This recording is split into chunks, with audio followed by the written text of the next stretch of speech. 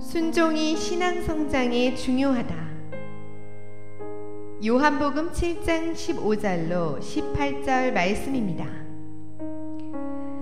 유대인들이 놀랍게 여겨 이르되 이 사람은 배우지 아니하였거늘 어떻게 그를 아느냐 하니, 예수께서 대답하여 이르시되 내 교훈은 내 것이 아니요 나를 보내신 이의 것이니라. 사람이 하나님의 뜻을 행하려 하면 이 교훈이 하나님께로부터 왔는지 내가 스스로 말함인지 알리라. 스스로 말하는 자는 자기 영광만 구하되 보내신 이의 영광을 구하는 자는 참되니 그 속에 불의가 없느니라. 아멘. 예수님께서 비밀리에 조용히 초막절에 올라가셨습니다. 그리고 그곳에서 중간쯤 되었을 때에 제 말씀을 전하기 시작을 할 때에 사람들이 그 예수님의 설교를 듣고 여러 반응들을 보였어요.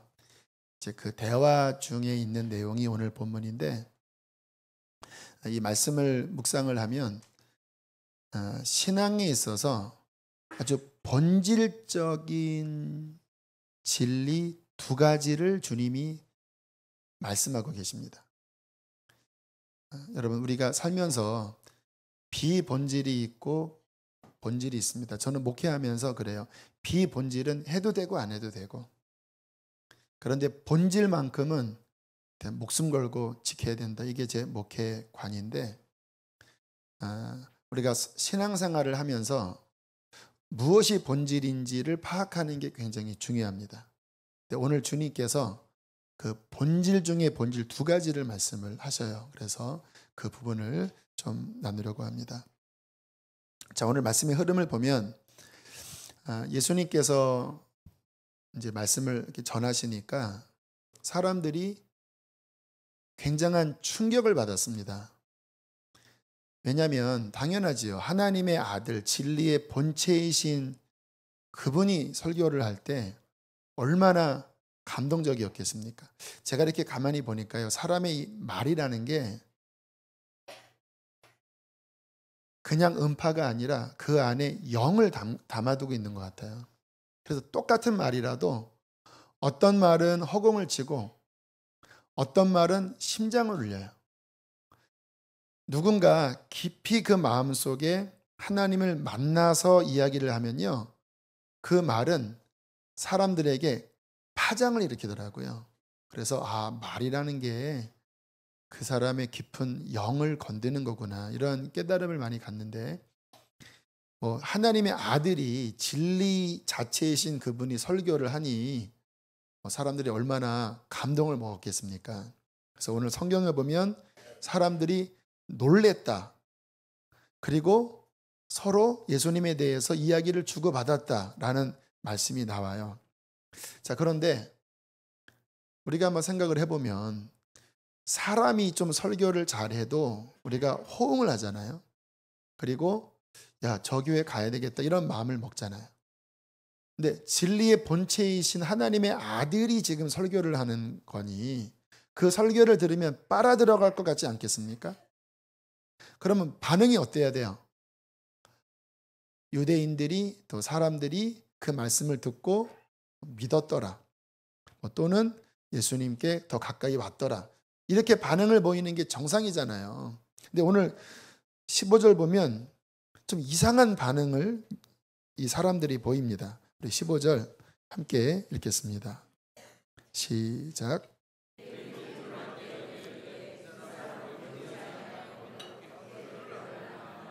자, 놀랬는데 그 다음 반응이 뭐냐면, 무식한 사람인 것 같은데 왜 이렇게 말을 잘해?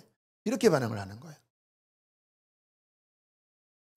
정상적인 내가 믿겠습니다, 당신은 누굽니까?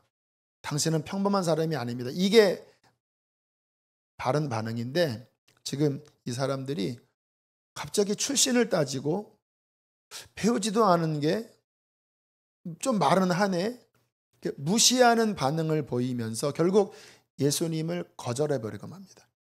저는 성경을 읽으면서요, 제일 이상한 게 바로 이런 부분이에요. 저와 여러분은 예수님 본 적도 없잖아요. 꿈속에서라도 한번 나타나면 얼마나 좋겠습니까? 전 한 번도 안 나타나시더라고요. 꿈에도 안 나타나시고, 예수님의 음성을 들은 분들의 이야기를 들어보면, 저는 마음속에 내적 음성은 들어도 귀에 들은 적은 없어요. 근데 가끔 그런 간증을 하시는 분이 있더라고요. 막 기겁을 하고 막 뒤집어지잖아요.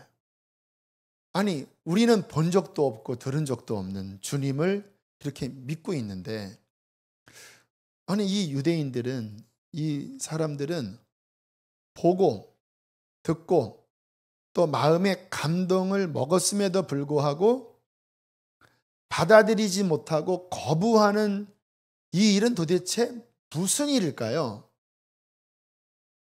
근데 성경을 보면요, 이와 같은 흐름이 굉장히 많습니다. 사람이 기적을 못 봐서 안 믿는 게 아니더라고요.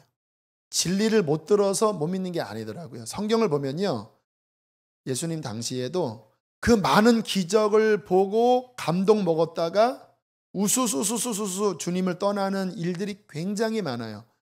가룟 유다는 더하지요. 12사도로 부름 받아서 그렇게까지 능력을 경험하고도 팔아버리는 일.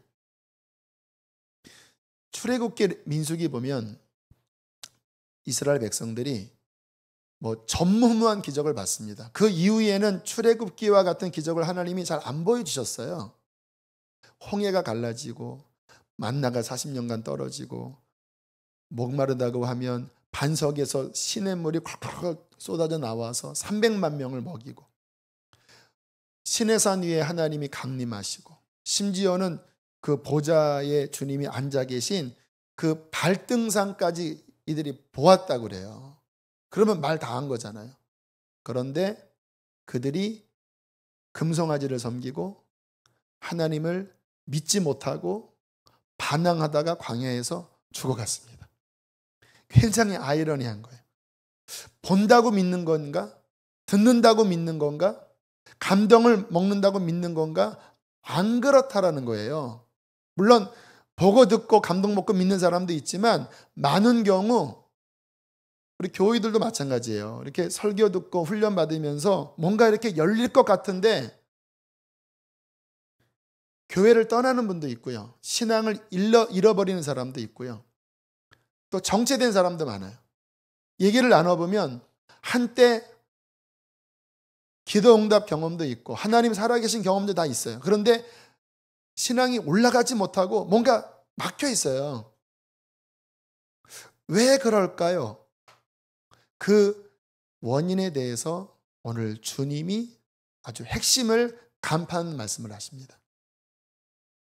자, 우리 16절부터 보면요, 그 사람들이 도대체 이 사람이 어떻게 그를 아느냐라고 했을 때 이렇게 말씀하십니다. 예수께서 대답하여 이르시되 내 교훈은 내 것이 아니요 나를 보내신 이의 것이니라. 무슨 말씀이냐면, 너희들이 듣는 이 말씀은 하나님이 나를 통해 하시는 말씀이다. 그러면서 17절에 그들이 믿지 못하는 이유를 이렇게 설명하셨습니다. 우리 큰 소리로 읽어보시겠습니다. 시작. 사람이 하나님의 뜻을 행하려 하면 이 교훈이 하나님께로부터 왔는지 내가 스스로 말함인지를 알리라. 이 교훈이 진정 하나님께로부터 왔는지를 이해하는 키가 뭐냐? 듣는 사람의 마음속에 순종하려는 마음이 있느냐 없느냐라는 거예요. 여러분, 이게 우리가 일반 종교와 세상 학문 지식과의 다른 점이에요. 일반 학문은 깨우치면 되는 거예요. 아, 이 공식이 이런 거구나.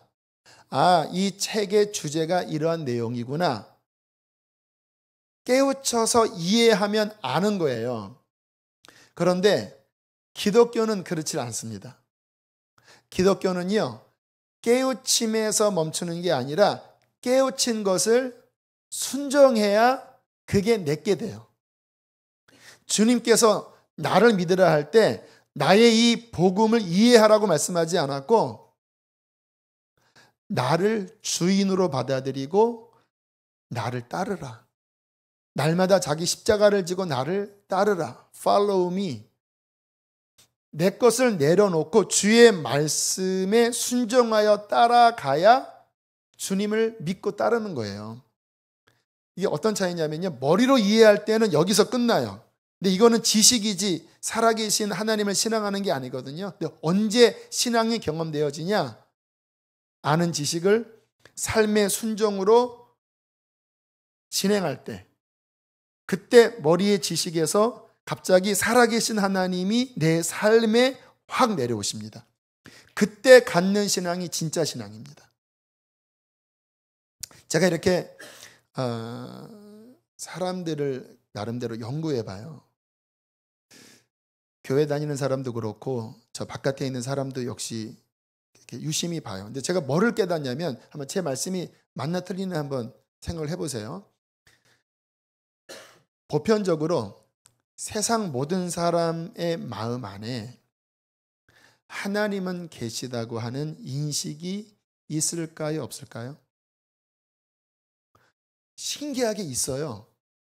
그들이 하나님은 없어 죽었어라고 외치는 거는요, 그 내면 안에 하나님은 있어요라고 하는 반증에 불과하지 않습니다. 영국에서 얼마 전에 그 버스 광고 카피로 아마도 씨는 죽었을 거다, 없을 거다, 이러한 글을 대문짝만하게 붙이는 광고를 이렇게 붙여서 버스가 런던에서 돌아다니게 했대요. 그거를 본 어떤 분이 하는 말이, 저 말은 그 마음속에 신이 있다라고 하는 반증에 불과하지 않다는 말을 하더라고요. 심리적으로 그래요. 강한 부정은 그 내면 안에 긍정을 의미하는 거예요.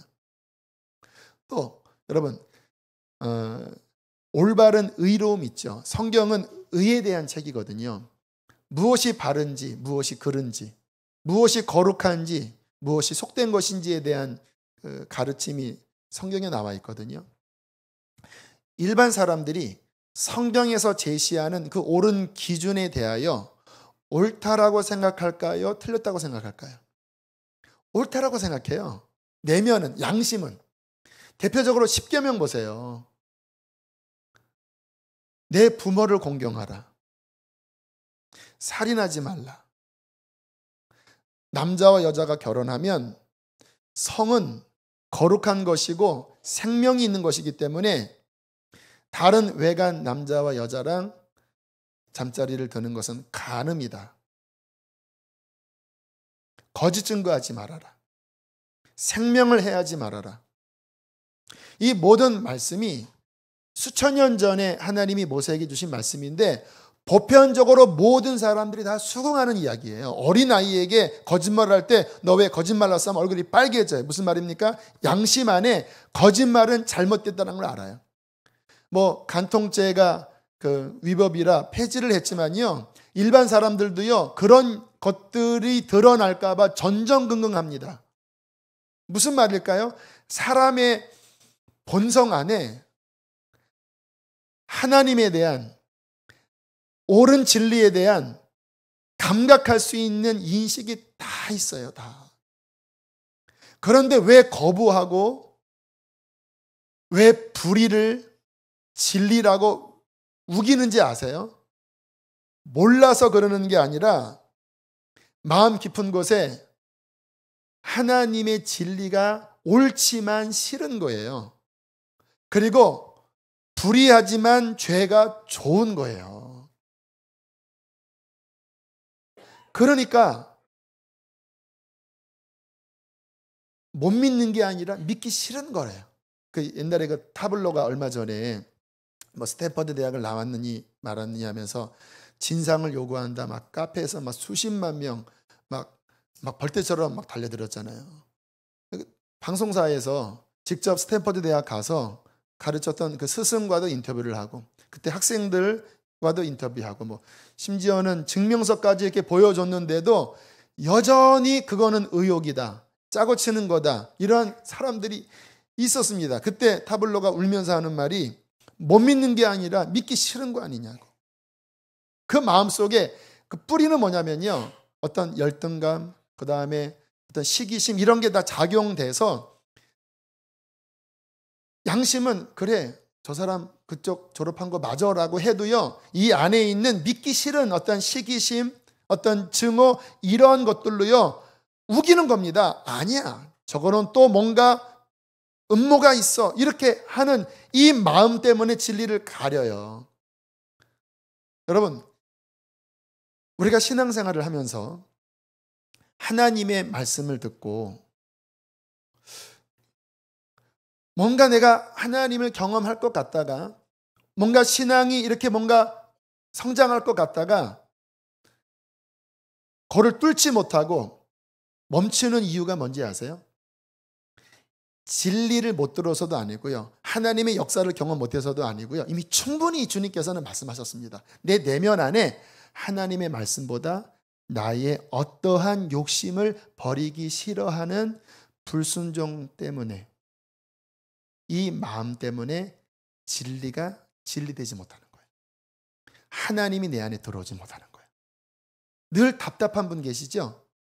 왜 이게 아리까리하면서 뭔가 믿는 것 같은데 잘 안 믿겨지고, 뭔가 영적으로 뭔가 경험하는 것 같은데 여전히 그 자리에 있는 분 계시죠? 왜 그런지 아세요? 내 마음속에 주님은 머리로 이해해야 깨달아지는 분이 아니라 내가 나를 꺾고 순종해야 들어오시는 분이에요. 구원을 생각을 해볼 때도 마찬가지입니다. 이렇게 복음을 제시하면 그 십자가의 복음이 웬만한 사람들은 다 고개를 끄덕거리는 말씀이더라. 인간은 죄인이고 하나님은 살아계시고 우리의 죄를 위하여 그 아들을 보내시고 그 아들이 죽으시고 부활하셔서 그를 믿으면 죄사함 받고 영생을 얻는다고 하는 이 말씀들이요, 제가 전해보면 굉장히 많은 사람들이 고개를 끄덕거려요. 그런데 왜 못 넘어가는지 아세요? 그 내면 깊은 곳에 주님을 영접하면, 그분을 믿으면 내가 사랑하는 이 죄 끊어야 되잖아. 그거는 못해 하니까 갑자기 우기기 시작하고 하나님은 없어 하고 그러는 거예요.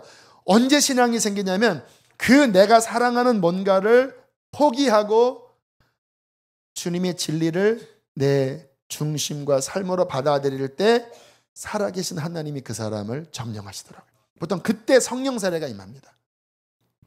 새가족 한 분이 수료를 할 때 이분이 이제 세례를 받아야 되는 분이었어요. 제가 그래서 이제 상담을 했어요. 이제 수료하고 세례 받으려면 세례 문답을 해야 되니까. 이분이 막 저한테 나는 세례 안 받겠다라는 거예요. 그래서 왜 안 받으시냐고 했더니 나는 믿지도 않은데 내가 세례를 왜 받냐. 그럼 양육을 왜 받으시냐고 했더니 그냥 한 거라고 이렇게.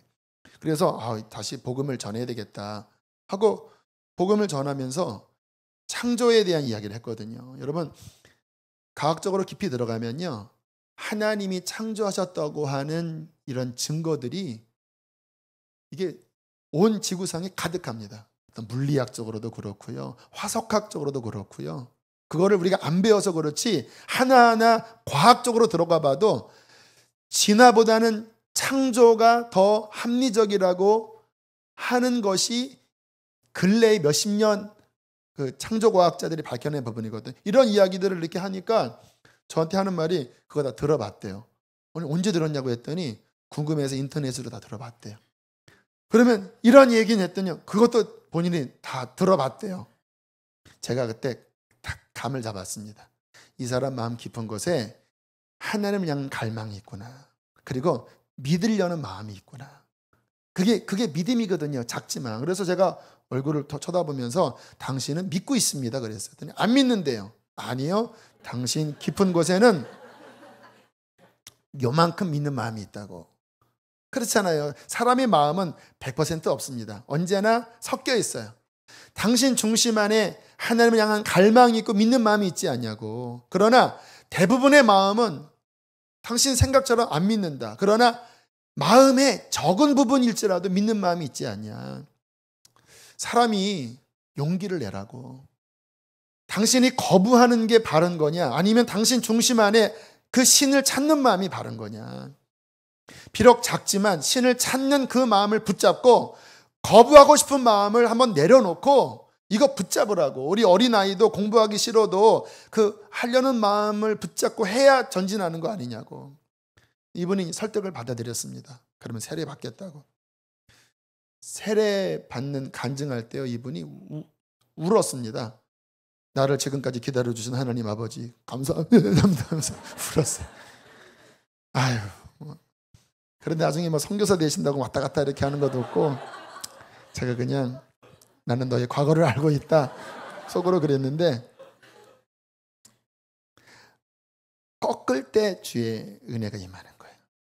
나는 안 믿어요, 세례받기 싫어요, 하지만 그래, 내 안에 조금 믿음, 그래, 그거 내가 붙잡고 싫은 마음을 꺾을 때 그만큼 주의 은혜가 임하시는 거예요.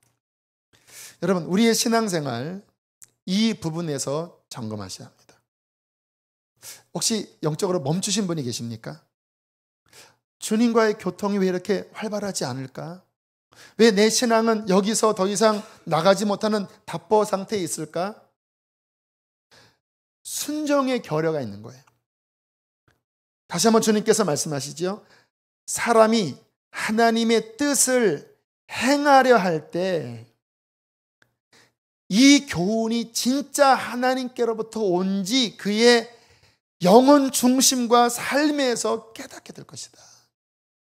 신앙은 머리의 알미 아니라 너의 삶을 순종으로 드리는 것이다. 유명한 예화가 있어요. 그 큰 폭포에서 외줄타기 하는 그런 사람이 고수입니다. 외줄타기 하는. 이 사람이 외줄 타고 왔다 갈 때 사람이 환호성을 불러요. 그때 이분이 그랬대요. 여기 있는 사람에게, 내가 여기 이렇게 왔다 갔다 할 때 물에 빠지지 않을 거라고 여러분 믿으십니까? 했더니 아멘, 믿습니다 그랬대요. 자, 그러면 내가 사람을 태우고도 넘어지지 않을 거라고 믿냐고. 당연하지요. 자, 그러면 5사람 손 들어 보시라고.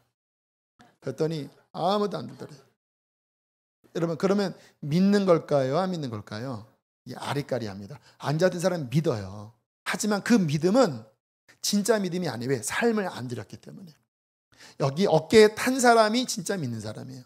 신앙은 아까 드린 말씀처럼 나를 진리이신 주님 앞에 행함으로 드릴 때 살아계신 하나님이 우리의 삶에 들어와 경험되어지고 성령으로 활력 있는 영적인 진짜 믿음이 우리 안에 된다라는 거예요. 우리의 삶의 핵심 중의 핵심인 순종하려고 하는 부분이 내 안에 있는지를 점검하십시오. 하나님 음성도 그래요. 하나님의 음성이 잘 안 들린다고 하는 분 계시죠. 뭐 쉬운 일은 아닙니다. 음성을 분별하는 게. 또 어떤 제목 가지고 기도할 때 주님의 뜻을 분별하는 게 쉬운 일이 아니에요. 근데 제가 보니까 언제 하나님의 음성이 내 안에 명확하게 들리고 언제 주의 뜻이 분별되어지냐면 내 뜻이 백지장처럼 비워질 때 음성이 들리더라고요. 내 안에 뭔가 이건 아니야, 나는 이거 좋아라고 이렇게 붙잡고 있으면요, 음성이 안 들려요. 들려도요, 이게 헷갈립니다. 왜? 들리면 나는 그거 싫어라고 하는 내 속에 자아의 소리가 외치기 때문에 이게 주의 뜻인가? 내 뜻이 비워질 때, 또는 주님이 무슨 말씀을 하시든 예스 하겠습니다라고 하는 오늘 말씀 행하려 하는 순종이 결단되어질 때 응답이 내려옵니다. 주님의 뜻이 분별되어지는 거예요. 이제 복음 인카운터가 다가오고 있는데요. 저희 교회로서는 1년에 2번 가장 중요한 영적 사역이에요. 지난 기수에 있었던 일입니다. 복음 인카운터를 해야 이제 수료를 해야 되는데 남성들이 또 쉽지 않잖아요. 근데 한 분이 토요일 날 가장 바쁜 근무 여건을 갖고 있는 거예요. 더군다나 그때가 5월 달쯤이었는데 5월 달이면 뭐 행사가 많은 달이기 때문에 그 하는 일이 가장 분주한 날이에요. 그래서 본인이 그러셨대요. 나는 복음 인카운터 참여 못한다고. 그러니까 주변에서 그렇게 속단하지 마시고 같이 기도하자고. 그래서 제자 훈련생들이 함께 기도하고 또 그 가족들이 막 간절하게 기도를 했는데 이번에 마음에 변화가 일어났습니다. 참여를 해볼 마음이 있다고. 그렇게 시간이 점점 가까우면서 끝내는 결단하고 참여하셨어요. 근데 나중에 알고 보니까 제일 바쁜 이날 본인이 빠지는 게 큰 근무 여건으로서는 어려움이었는데 누구 한 명을 세우고요. 그 비싼 일당을 본인 돈으로 다 지불하고 그리고 온 거래요. 그러니까 참 갑지불을 한 거지요. 하나님께서 이분에게 큰 은혜를 주셨습니다. 마지막 간증하실 때 그 고백을 하시는데 다들 은혜 받고, 이분이 교회를 다니시지만 아직 영적으로 잘 거듭나지는 않으셨던 것 같았거든요. 근데 그 제자훈련 기간을 지나면서 열리셨어요. 성경도 열리시고 그 가정 안에서 자녀들과 함께 말씀으로 나누는 그런 아버지로 바뀌고 놀라운 역사가 일어났거든요. 근데 그 키가 뭐냐면요, 제자훈련을 받은 게 아니고 본인이 그 말씀대로 순종하려고 하는 대가지불이 요할 때 그때 꺾은 거예요. 그렇게 한 거예요. 그 순간 하나님께서는 은혜의 문을 열어주십니다. 제가 성도들을 보고 많은 사람들 보면요, 이렇게 훈련을 받아도 멈춘 사람이 있고요, 훈련을 받고 쭉 올라가는 사람이 있는데 올라가는 사람은 100% 순종하는 사람들이에요. 대가지불을 하는 사람이에요. 우리의 신앙생활에 뭔가 영적으로 답답하고 뭔가 모르겠다, 왜 지금은 내게 어떤 감동이 없을까라고 고민이 되면요, 그냥 하나만 살피시면 됩니다. 혹시 지금 내가 하나님 앞에 불순종하고 있는 영역이 있질 않나. 그 영역을 분별하시려면요, 근심되는 부분이 있어요. 하나님께서 사람들을 다루실 때 모든 사람들에게 똑같은 기준으로 다루시지는 않더라고요. 너무 어린아이한테는 이 정도를 다루시지만 성장의 과정에 따라 마치 이렇게 수학도 도형, 분수 배우다가 코사인, 사인 이렇게 점점 올라가잖아요. 주님도 우리들을 이끄실 때 처음부터 100%의 순종을 요구하면 감당이 안 되니까 그 단계별로 이끄세요. 그런데 그 단계별로 하나님께서 어떠한 영역을 순종하라 하실 때에 그거를 꺾어야 그 다음으로 올라가는 거예요. 꺾어질 때 영적 성장이 일어나고 좀 더 큰 위치에서 하나님의 은혜를 누려요. 그런데 이 기간이 끝날 쯤 되면 하나님이 그 다음 단계로 넘기실 때 또 뭔가를 다루세요. 내가 붙잡고 있는 거, 요거는 꼭 붙잡고 있는 거, 돈을 붙잡든지 어떤 관계를 붙잡든지 뭔가 쾌락을 붙잡든지 그 영역을 하나님은 다루세요. 근데 제가 그렇게 경험해보면 한번 주님이 어떠한 부분을 다루시면요, 못 피해요. 집요하게 다루세요. 막 나는 몰라 이렇게 하면요, 다시 정신 차리고 나면 그 앞에 서 있어요. 그런데 신앙이 멈추는 원인은요, 이때 이거를 직면하지 않고 나의 고집, 나의 어떠한 자아의 생각을 가지고 말씀을 거절하면요, 거기에서 영적으로 갑자기 엔진이 꺼져버리기 시작합니다. 기쁨이 없어요. 그래서 저 같은 경우는 그러한 시간이 오면 좀 두려워요. 저도 주님이 어떤 그런 부분을 다루실 때. 하지만 제가 알아요. 피해서는 길이 없기 때문에 저는 기도합니다. 하나님, 이 부분을 원하시면 순종하게 도와주십시오. 그러면 하나님께서 나의 그 거절하고 싶은 마음을 이렇게 좀 변화시켜 주세요. 이렇게 녹여 주시는 거지요. 그러면 그때 재빠르게 주님 그렇게 하겠다고 막 어릴 때는 막 선포도 하고 심지어는 막 서원도 하고 막 억지로라도 가면요, 갑자기 어떤 일이 벌어지냐면 이렇게 막혀 있었던 영적인 게 풀어집니다. 그리고 하나님의 은혜가 임해요. 그러면서 영적인 지경이 한 단계 넓혀집니다. 신앙생활은 결국 뭐냐면요, 매일의 삶 속에 그런 하나님의 인도하심을 분별하며 내 뜻 내려놓고 순종해 가는 과정의 연속입니다. 지난주에 있는 좀 유치한 간증을 하나 할게요. 또 교우들이 보면 좀 유치한 간증에 또 은혜를 받으시더라고요. 또 위로를 받으시는 것 같아요. 막 내 재산을 버렸습니다. 이런 거는 부담스러워해도 이런 유치한 거는 좀 좋아하세요. 지난 주간에 제가 좀 영적으로 시간을 잘못 사용한 아침 시간이 2번 있었어요. 성경을 먼저 봤어야 되는데 인터넷 이렇게 들어가다가 한두 시간을 훅 날리면서 좀 영적으로 이러면 안 되는데 이런 다시 또 성경 보고 이틀이나 있었습니다.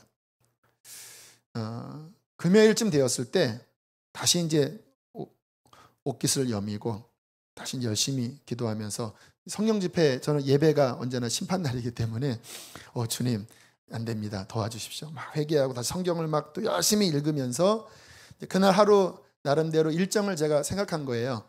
11시에 일찍 밥을 먹고 그리고 12시 좀 넘어서 그리고 오후 시간을 온전하게 말씀 준비하는 시간을 갖고 기도를 해야 되겠다. 그리고 이제 딱 계획을 했는데 10시가 좀 넘어서 카톡이 왔습니다. 목사님, 오늘 저희 집에서 목장 예배 하는데 시간 되시면 12시에 수제비 드시러 오세요. 이게 온 거야. 근데 이 수제비를 제가 제일 좋아하는 수제비입니다. 와, 막 먹는 순간 막 눈이 막 희둥그레지고, 권사님 장사하시라고, 이거는 됩니다. 너무너무 맛있게 먹은, 막 지금도 설교하면서 막 침이 약간 도는 이 수제비. 갑자기 그 딱 카톡을 받는 순간 고민이 되는 거예요. 12시에 가면 수제비 먹고 2시나 올 텐데 제 위에서는 가자 막 이렇게 막 동조를 하고, 그런데 왠지 가면 영적으로 밀릴 것 같고, 그래서 기도를 해서 하나님 어떡하지요? 근데 제 마음속에 오늘은 가지 말아라, 이런 마음을 주셔서 제가 마음을 정하고 답신을 보냈습니다. 죄송하다고, 정말 가고 싶은데 오늘은 설교 준비하고 기도해야 될 것 같아요. 그래서 추신, 다음번에는 꼭 불러주세요. 이렇게 구차한 말을 넣고, 그리고 11시에 김밥 먹고 와서, 근데 김밥 먹으러 가는데요, 갑자기 마음에 평강이 있는 거예요. 작지만 여러분, 그리스도인은요 편안한 게 아니라 평강이 답입니다. 내 영이 좋더라고요. 하나님이 이 결정에 대해서 좋아하시는구나. 그리고 오후 시간에 기도를 하는데요, 훨씬 하나님의 은혜가 많이 임하시고 말씀도 훨씬 더 선명하게 전하게 하시고, 그날 설교할 때 막 더 열정적으로 전할 수 있는 은혜를 주시더라고요. 제가 그날 무슨 생각을 했냐면, 이렇게 작은 일에도 가도 실은 되는 일이긴 해요. 뭐 가서 또 교인들 만나서 교제하고 괜찮잖아요. 하지만 이 작은 영역에 주님께 여쭙고 내 뜻을 내려놓고 주님이 아니라고 하면 거기에 순종하는 이 작은 일을 할 때 평안이 임하고 은혜를 경험하는구나.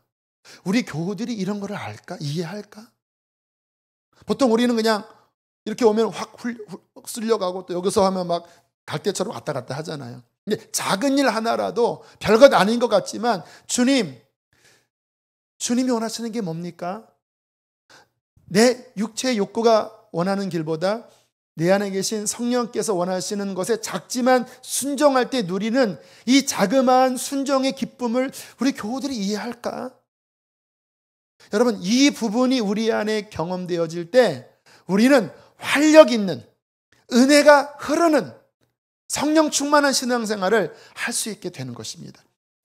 여러분, 순종이 힘든 것 같지만요, 내 거를 포기하는 게 힘든 것 같지만, 이 세상 이 종교의 극기와 기독교 신앙의 순종이 뭐가 다르냐면요, 세상 극기는요, 그거를 막 내가 억지로 수행하면서 이를 악무는 거예요.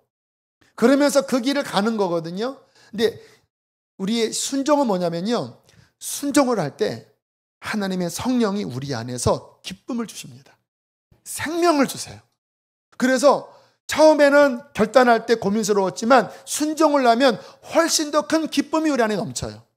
반대로 주님이 이것을 원했지만 내 육체가 원하는 것을 따라 불순종하잖아요. 그러면 좋을 것 같지요? 아니요. 내 마음 안에 근심이 올라오기 시작합니다. 뭔가 꿀꿀해져요. 하면서도 속에서 이건 아닌데 왠지 슬프고 기쁨이 없고 더 일이 꼬여요. 그런 경험 하시죠? 여러분, 우리들은요 순종할 때 은혜를 누립니다. 순종이 최고의 삶이에요. 사무엘에서 말씀하잖아요. 순종이 뭐보다 낫다고요? 이렇게 앉아서 예배 드리는 것보다 너의 삶에서 내가 말씀할 때 순종하는 게 제사보다 낫고, 듣는 것이, 하나님의 말씀을 듣는 것이 수양의 기름, 그 구약 제사 때 기름을 붓거든요. 기름을 붓는 것보다 더 낫다. 그러면서 거역에 대하여 뭐라고 경고하시냐면, 거역하는 것은 점치는 죄와 같고 완고한 것은 잡신 우상에게 절하는 죄와 같다라는 거예요. 우리 안에 뻗당기는 거 있잖아요. 고집 피우는 거. 하나님, 전능하신 하나님이 말씀하시는데도 그거 싫어 하면서 합리화하고 변명하고, 이게 주님 보시기에 점집 가는 거와 같고 잡신 우상 숭배를 하는 것 같은, 그게 자아 숭배입니다. 자아 숭배. 내 고집 따라가는 거예요. 여러분, 순종할 때 풀립니다. 순종할 때 평강해집니다. 순종할 때 여러분의 영혼이 살고요. 순종할 때 가정이 살아요. 왠지 아십니까? 순종하는 곳에 하나님이 함께 하시기 때문에 그래요. 오늘 성령께서 여러분 깊은 안에, 마음 안에 그 굳은 마음을 깨트리시고 순종의 역사를 주시기를 축복합니다. 자, 주님이 이 순종에 대한 말씀을 하나 하셨고요. 또 하나의 본질에 대한 말씀을 하셨는데 18절입니다. 함께 읽겠습니다. 시작.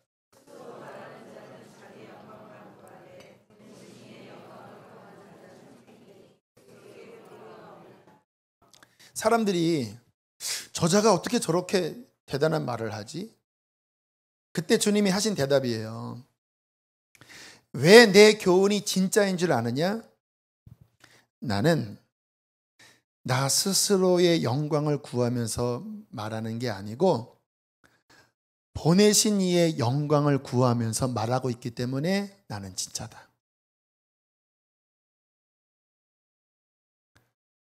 주님께서 뭐라고 말씀하냐면, 자기 스스로의 영광을 구하는 자는 가짜라고 말씀하시고요, 보내신 이의 영광을 구하는 마음이 있을 때 그 사람이 진짜라는 거예요. 여러분, 신앙의 기본은 뭔지 아십니까? 내 영광 내려놓고 하나님의 영광을 추구하는 겁니다. 참 이게 기본인데요, 실제 이 부분이 우리의 삶에서 실천되어지는 것은요, 굉장히 어려운 일이에요. 왜냐하면 사람은 태어나면서부터 죄인이라는 의미가 뭐냐면요, 자기 중심이에요. 내가 왕이고 내 자아가 신이에요. 그래서 자아 숭배를 합니다.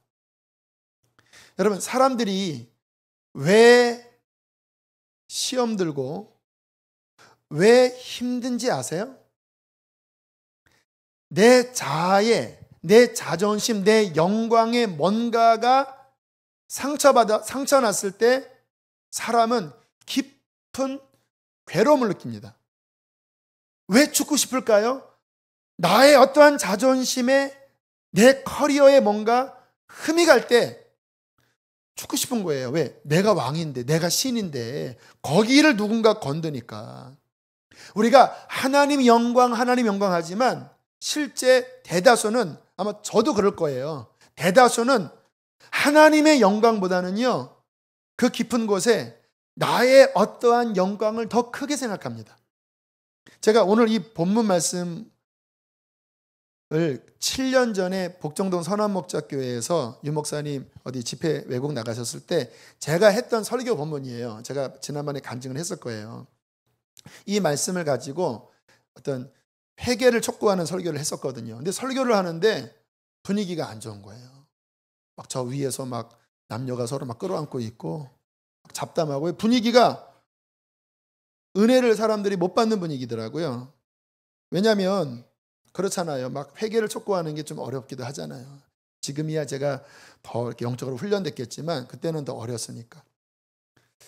마음이 상했습니다.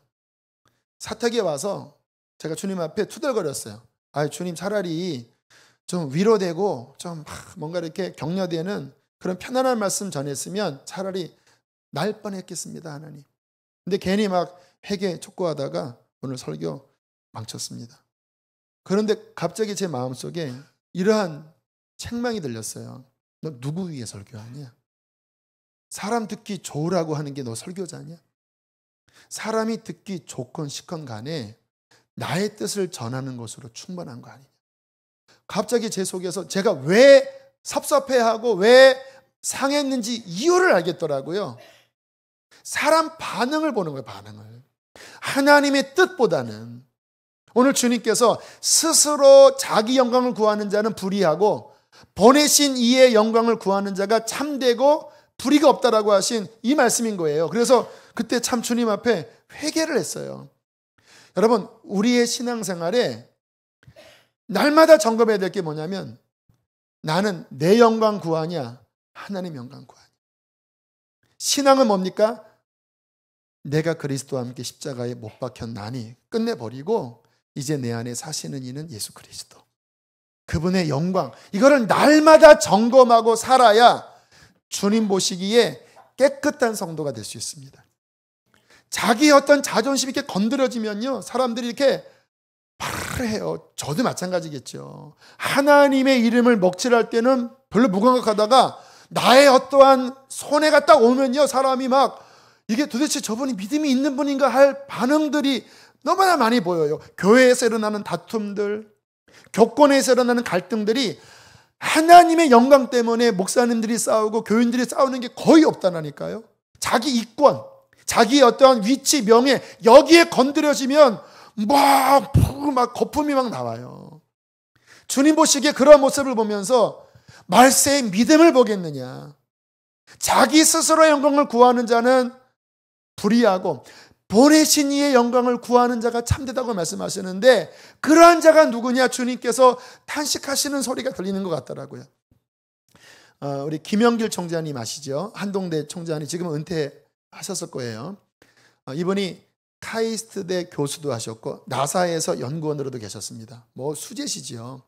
근데 한동대 초기에 아직 뭐 허허벌판에 있을 때 이제 이거를 폐쇄하느냐 아니면 누군가 인수해야 되느냐라고 하는 상황에서 김영길 총장님이 주님의 어떤 감동을 받고 그 카이스트 교수 내려놓고 그 허허벌판에 있는 그 포항 거기가 뭐 그런 곳이잖아요. 그곳에 순종하러 가셨어요. 근데 초기에 이 재정난 때문에 굉장히 많이 어려우셨습니다. 그것 때문에 감옥에도 갔다 오신 적도 있거든요. 그런데 그때 그 지역의 여러 단체들이 김영길 총장님을 공격했다고 합니다. 신문, 언론, 주요 일간지에 김영길 총장님을 모함하는 성명서를 게재했대요. 오늘 아침에 신문이 와서 이렇게 펼쳐보니까 김영길 총장 비판하고 모함하는 성명서가 신문마다 있는 거예요. 그것을 본 김영애 권사님, 부인 권사님이 탄식하듯이 이제 사람들이 당신을 뭐라고 할까요? 지금까지 과학자로 깨끗하게 살았는데 이게 무슨 창피입니까? 하면서 울기 시작했다고 그러죠. 속상한 마음 이해되지요. 본인이 뭐 남는 것도 없는데 순정해서 왔는데 이게 뭐 지역에서 난리가 났으니까. 그 거실에 총장님이 좋아하는 말씀이 갈라디아서 2장 20절이라고 합니다. 내가 그리스도와 함께 못 박혔나니. 그 앞에서 이렇게 이야기를 했다고 그래요. 여보, 나 그렇게 대단한 사람 아니야. 중요한 사람도 아니야. 내 김영길 이름 하나 땅에 떨어지면 어때? 그건 아무것도 중요하지 않아. 내가 그리스도와 함께 죽었잖아. 죽은 자가 뭐 할 말이 있겠어? 하나님한테 내 이름 쓰시라고 드렸을 때 높아질 때만 드렸나? 낮출 때도 드렸지. 제가 그 글을 읽는데 참 감동되더라고요. 왜냐하면 많은 분들이 안 그렇거든요. 원망하거든요. 내가 주님 때문에 이렇게 희생하고 왔는데 주님 고작 이겁니까? 대부분 다 자아로 반응하는데 야, 이분은 어떻게 정말 마음 중심에 하나님의 영예만을 생각하는 중심을 갖고 있는가? 여러분, 이 마음이 우리 안에 있을 때 그 신앙은 진짜입니다. 누가 이렇게 우리 뭔가를 건들 때요, 괜찮아, 나는 중요하지 않아. 하나님의 이름만이 중요해. 이 중심을 힘들지만 붙잡을 수 있는 믿음까지 나아가시기를 축복합니다. 그것만이 진짜 신앙입니다. 요즘 며칠 사이에 여러분 뭐 카톡이나 뭐 메일로 한 기사가 지금 쫙 뿌려지고 있어요. IS가 시리아 선교사님들을 붙잡아다가 고문하고 11명을 순교시킨 그 기사입니다. 아마 다 보셨을 거예요. 이 선교사님들은 원래 무슬림들이었습니다. 그런데 복음을 접하고 개종을 한 거예요. 기독교로. 그리고 선교사로 이제 선교 활동을 가족이 와서 한 그 시리아 마을에서 이제 막 교회를 세우는 그런 분이었는데 IS가 급습을 해서 이분들을 잡은 거예요. 그리고 그들에게 다시 이슬람으로 재개종하라. 못한다. 어린 자녀를 붙잡아다가 손가락을 자르면서 재개종하라고 협박을 했어요. 못한다. 여자는 순교시킬 때 먼저 강간하고 순교시킨대요. 여자 선교사들을 강간할 때 그들이 하나님 앞에 울부짖으며 기도하면서 주님을 바라봤대요. 근데는 참수당하고 십자가에 매달아서 처형시켰다고 하는 10월 달에 일어난 그 순교 사건이 지금 전 세계에 타전되고 있어요. 또 비슷한 시기에 무슨 일이 있었냐면 미국 어느 한 마을에서 사교를 믿는 어떠한 이상한 사람이 교실 안에 들어와서 총기난사를 할 때 종교 있는 사람이 일어나라. 너 하나님 믿느냐? 예스 하면 1초 뒤에 하나님한테 갈 거 하고 머리에 총을 쏘고 우물쭈물나거나 하나님 안 믿는다고 하면 다리에 쏘고 그래서 역시 여기도 뭐 몇 명이 죽었어요. 이게 10월 달에 미국에서 시리아에서 동시대에 일어난 일이에요. 어제 설교 준비하면서 뭔가 하나님의 사인이 있지 않을까? 왜 이 시대에 이러한 사건을 미국에서 또 중동에서 왜 이러한 사건을 하나님께서 허락하셨을까?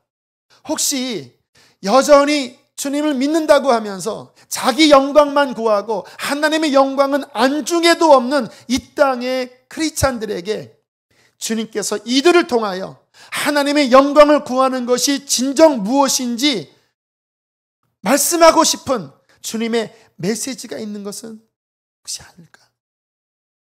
그렇지 않겠습니까? 여러분, 하나님의 영광을 구하고 계십니까? 자신의 영광을 구하고 계십니까? 진정한 신앙의 본질은 하나님의 영광에 내 삶을 드리는 것입니다. 저는 하나님 앞에 제 마음에 깊은 소원을 품어요. 이제 앞으로 제가 주님을 위해서 섬길 수 있는 시간이 얼만큼일지 뭐 이렇게 따져보면 한 20년 정도 사역을 이제 할 수 있는 그런 시간이지 않을까라고 생각을 해요.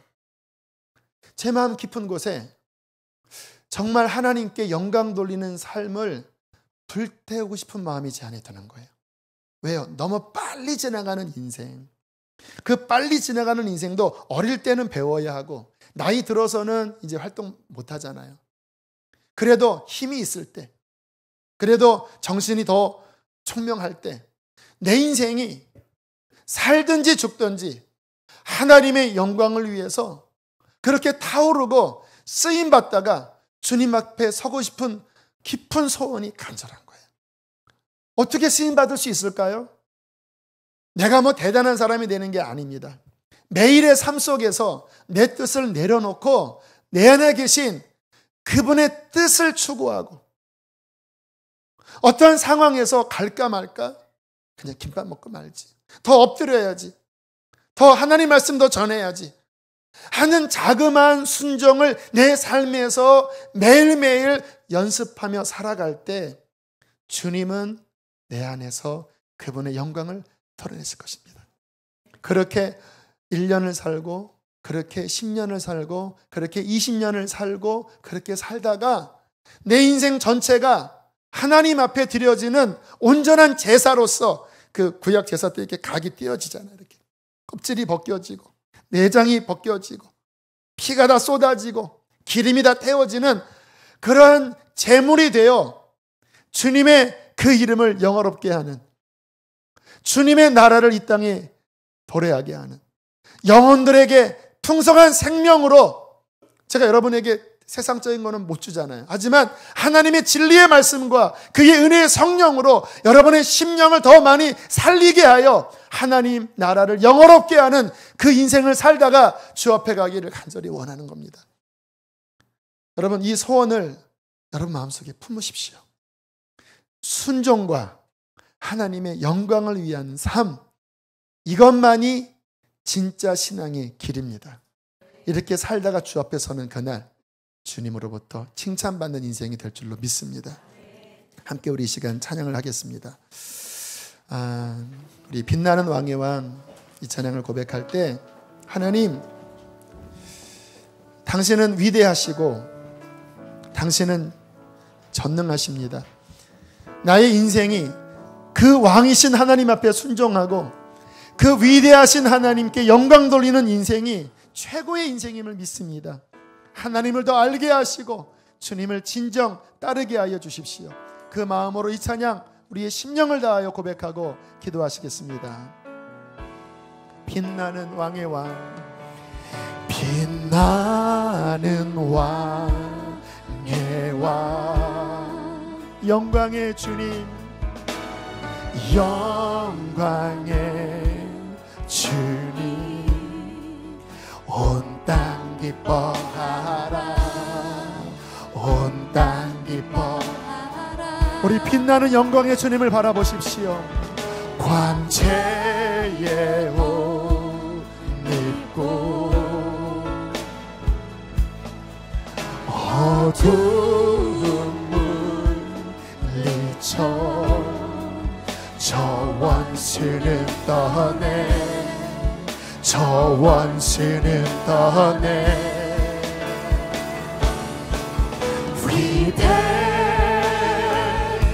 위대하신 주 찬양의 위대하신 주 모두 알게 되리라.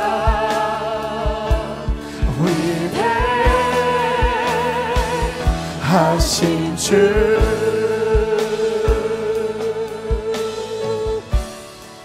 영원한 주의 주, 영원한 주의 주,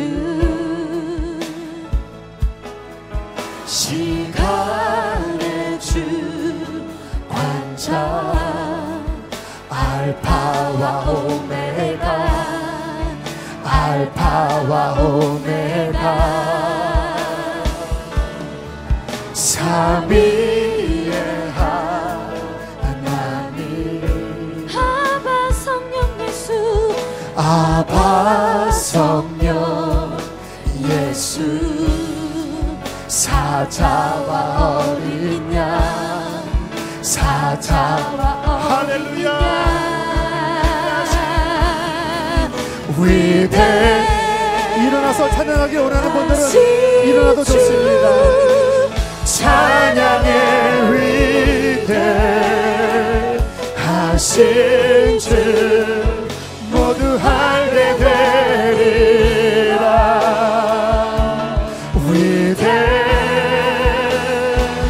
위대하신 주, 모든 이름 위에 뛰어난 이름, 모든 이름 위에 모든 뛰어나신 이름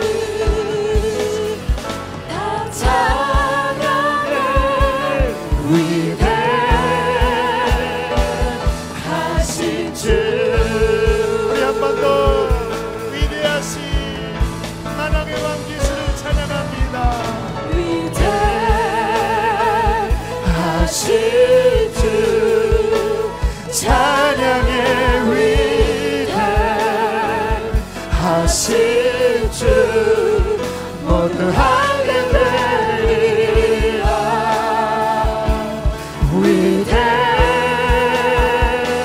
위대하신 주. 이 시간 기도합시다. 하나님, 위대하신 하나님께 내 뜻을 굴복하고 순종하는 것이 합당한 길이 아니겠습니까? 위대하신 하나님의 영광을 구하는 것이 마땅한 우리의 길이 아니겠습니까? 나의 남은 인생을 주님 앞에 드립니다. 나의 뜻이 꺾어지게 하여 주시고 하나님의 뜻을 생명 다해 순종하도록 성령으로 도와주시옵소서. 나의 영광을 구하는 것이 아니라 하나님의 영광을 구하며 살게 하여 주시옵소서. 우리 주여 한번 부르시고 기도합니다. 주여 위대하신 주 위대하신 주 찬양해 굴복할지어다. 하나님께 굴복할지어다. 모두 알게 되리라.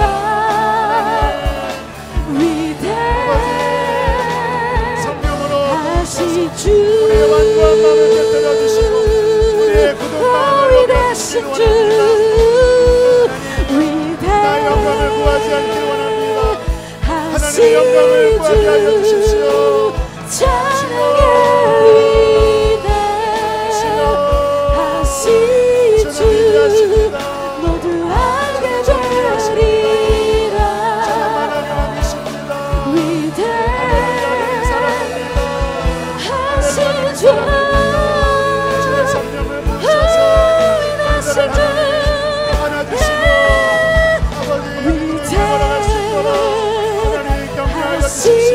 주 마음을 씻어주십시오.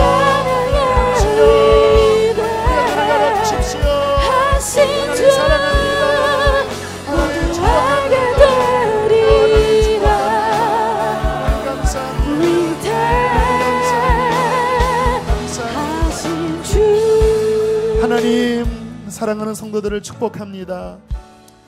하나님께 순종하는 것이 가장 평강한 길이요 최고의 길임을 믿습니다. 하나님의 영광을 구하는 것이 우리에게 마땅한 길이요 최고의 길인 줄로 믿습니다. 다 그 길로 걸어가는 주의 거룩한 백성들 되게 해주십시오. 아버지 앞에 완고한 마음으로 거역했던 죄를 하나님 용서하여 주시고 성령으로 우리 안에 순종할 부드러운 심령을 주시옵소서. 그때 평강이 우리에게 임할 것이며 그때 우리의 삶이 풀릴 것임을 믿습니다. 우리의 남은 인생 육신을 위해서 살다가 허무하게 끝나지 않게 하여 주시고 하나님을 영원롭게 하는 복된 인생으로 살도록 축복하여 주시옵소서. 한 주도 그렇게 살기를 축복합니다. 영육간에 강건하게 하시고 드려진 예물을 기쁘게 받으셔서 축복하여 주시옵소서. 이제는 우리를 죄에서 건지신 예수 그리스도의 구원의 은혜와 하늘 아빠 아버지의 그 크신 사랑하심과 성령의 감동감화 충만 교통의 역사가 오늘 주님의 영광과 순종의 마음을 붙잡고 돌아가는 모든 이들의 심령 속에 충만히 함께할지어다. 아멘.